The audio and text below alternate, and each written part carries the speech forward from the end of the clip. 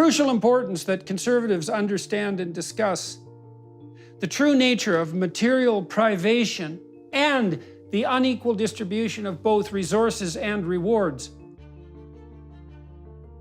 Absolute poverty per se is not primarily the consequence of individual sin or the corruption of social systems. It is instead a brute and irreducible fact of nature.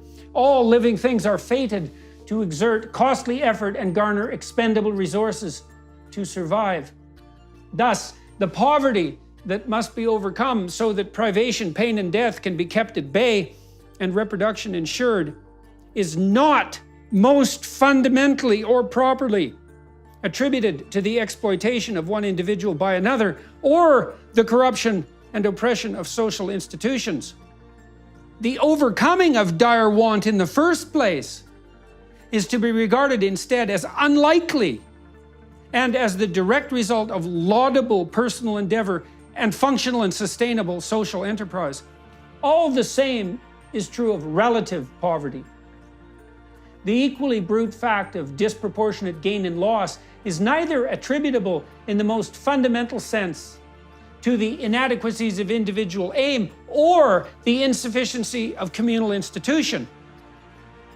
It is instead something deeply and mysteriously built into the structure of natural reality itself, both natural and social. It characterizes the distribution of matter within galaxies. A small number of stars have most of the mass. The movement of water within ecosystems. A small number of rivers carry most of the world's water. The habitation of people within geographical regions. A small number of cities have the majority of people. The severity of natural disasters. A small number of earthquakes destroy the most buildings. And the distribution of natural resources.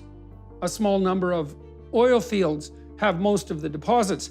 The same principle applies to performance and the receipt of attendant rewards within social domains.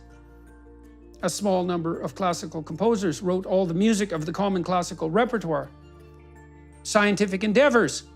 A small fraction of scientists publish the majority of scientific papers. A small number of scientific papers accrue the majority of citations. And book sales. A small number of authors dominate the bestseller charts. This inequality exists equally on the production side, in that a small number of people in every enterprise undertake the vast bulk of the valuable work, and on the compensation side, in that a small number of people garner most of the income and wealth.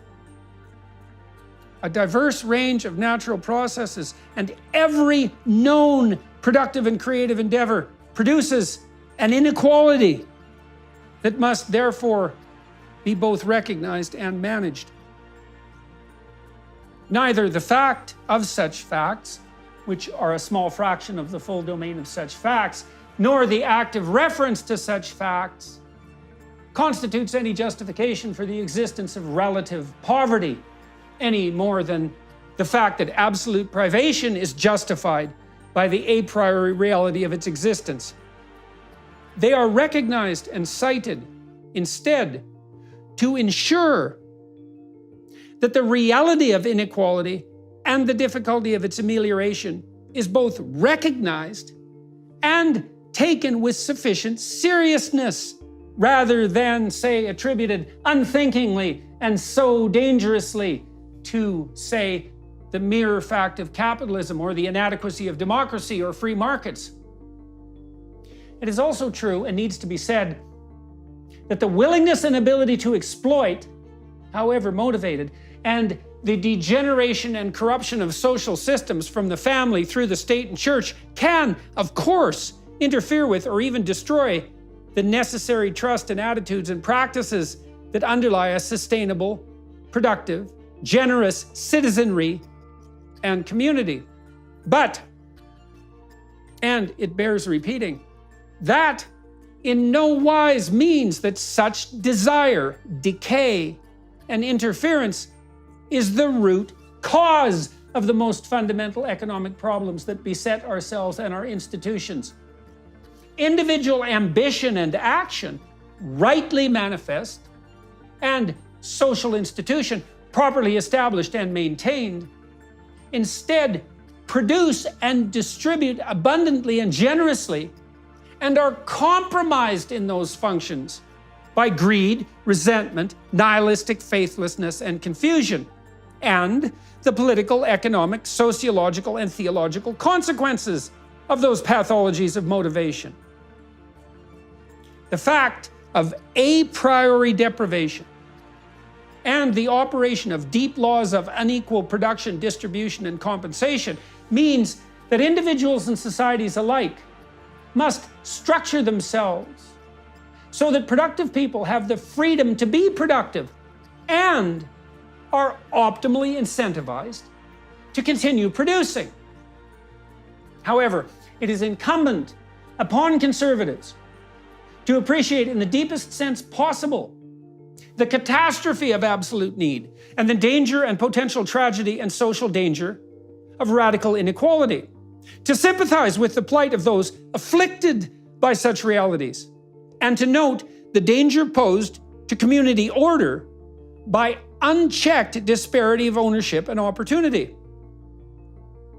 Those who abide by the Western canon must therefore support and work for the existence of a plethora of productive enterprises so that many people can strive hopefully for success in many different directions, and as well must also strive to foster, promote, and maintain an ethic and culture of productive generosity.